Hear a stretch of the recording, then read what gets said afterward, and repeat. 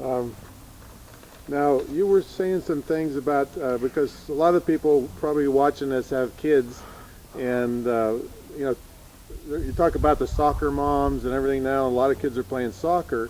You said something this weekend that was very pro soccer when it comes to tennis. Could you tell us about that?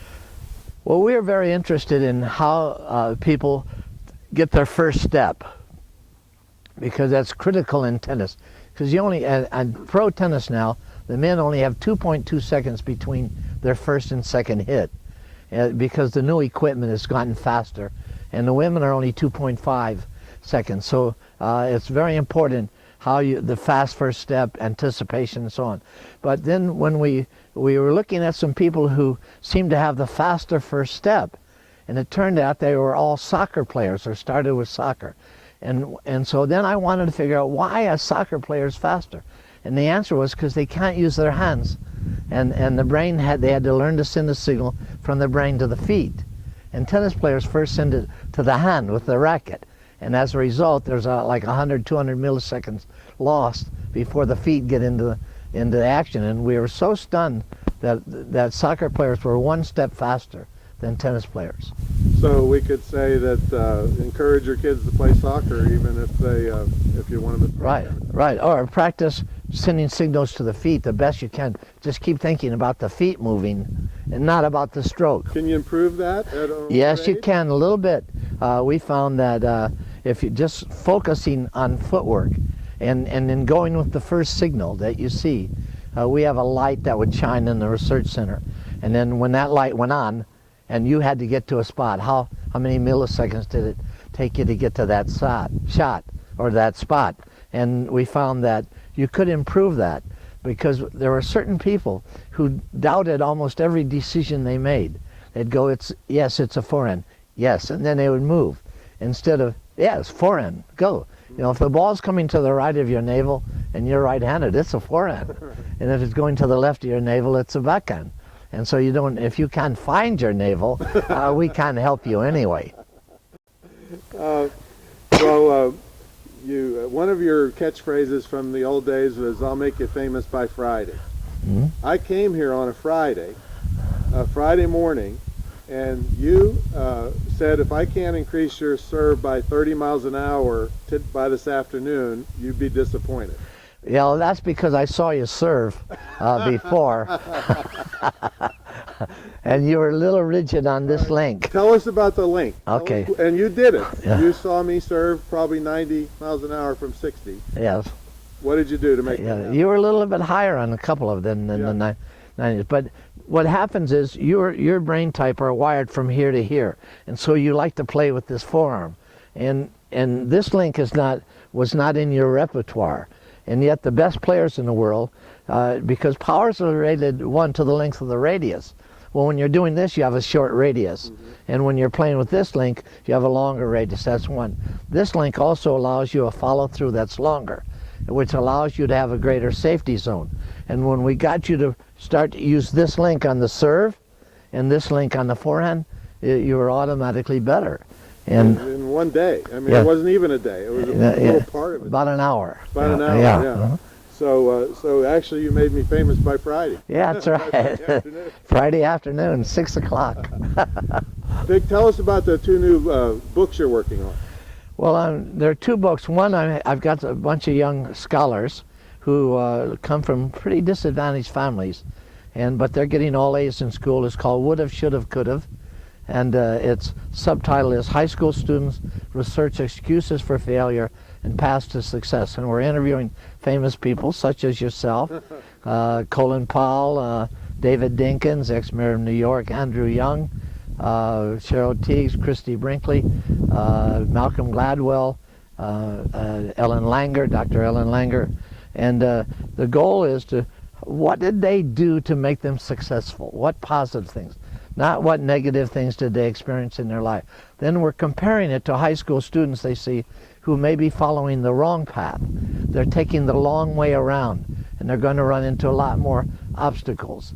And so that's what this book is about, is finding out what did people do that got them to be successful, and to minimize the number of obstacles that they would face in their life. And that's all you're doing right now, is what's the fastest way to success.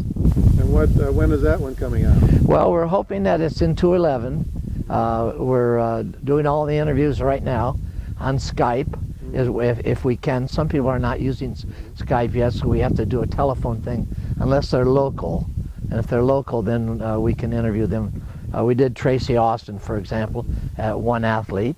We're doing a little Annie Ruth, who was a little girl, a student of mine, who at age 5 fell and severed her spinal column, and she ended up working for IBM, doing computers with her mouth, with a stick in her mouth.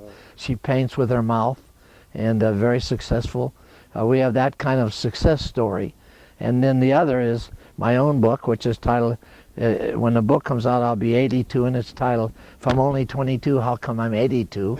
And it's just about fun stuff that keep going, because there's fun things, keep your brain active, because there is some pretty good research to show that you can keep your brain active all the way through, and it'll help you delay Alzheimer's or anything like that. So anyway, it's a fun thing, and I'm trying to put together the fun things. I taught my wife photography, but unfortunately now I have 60,000 slides to archive, and we figured it out that I would be 130 years old at the rate I'm going now to finish the archiving. So I'm trying to speed it up a little bit. That's something to shoot for. That's great. Tell us about, you've always been an innovator. Tell us about Junior Tennis Ambassadors. Well, my interest in kids, when I was a school psychologist for Hermosa Beach School District, I was working with kids with ADD and ADHD, and the teachers were having difficulty controlling behavior. And I said, wait a minute, I'd like to try an experiment. I'd like to make them teachers of other kids who are ADD or ADHD. And concentration went up 300%.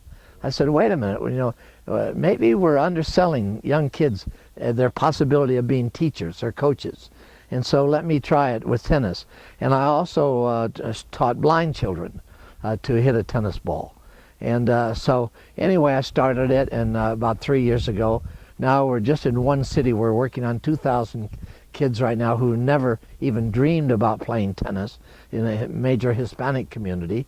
Mayor Polito has been very helpful in that. And the goal is to get kids. So I've got 9-year-olds coaching adults, and because I've got really good mentors and good background, they're way ahead of some adults. I never anticipated this being a problem, but like when one of the coaches was upset, a 9-year-old kid was coaching, and he said, well, if you're so smart, when should you start moving at the net? And the kid said, well, when they fire the synapse. And his coach said, what's a synapse? And he was quite embarrassed he went to the back of the room. Another coach said, can you tell me about muscle memory? And the 10-year-old coach said, well, I'd like to. He said, but there's no such thing as muscle memory. He said, muscle has no place to store memory. Memory stored in the brain. And another case of an adult coach being embarrassed. But kids are really smart, and we have a tendency to underrate their ability to coach others. So now I give diplomas to a kid who's gone through the coaching course. So a third grader, for instance, is now coach gym, and they're not gym. They're third grade coach, and they can coach any kid in the third grade who wants a lesson on tennis. Amazing, amazing. Now I'm doing it in medicine, and I'm starting a thing called elementary school doctors. And I talked to 350 doctors in Kaiser in Los Angeles. We got some doctors who are donating time going into elementary schools. Now teach kids who have an interest in medicine, then those kids will become elementary school doctors who will teach other kids about obesity and things like that. Amazing, yeah. Amazing work, yeah. Amazing.